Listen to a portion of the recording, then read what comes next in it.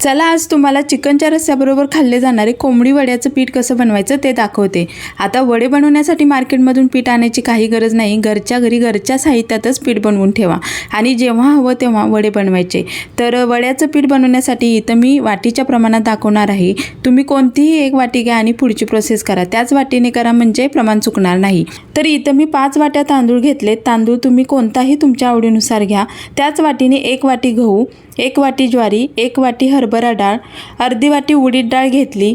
हे झालं धान्याचं प्रमाण। आता मसाल्यामध्ये त्याच वाटीने अर्धी वाटी धणे, अर्धी वाटी बडीशोप। जर तुम्हाला वड्यामध्ये मसाल्याचा फ्लेवर थोडा स्ट्रॉंग हवा असेल तर बडीशोप थोडी जास्त घ्या।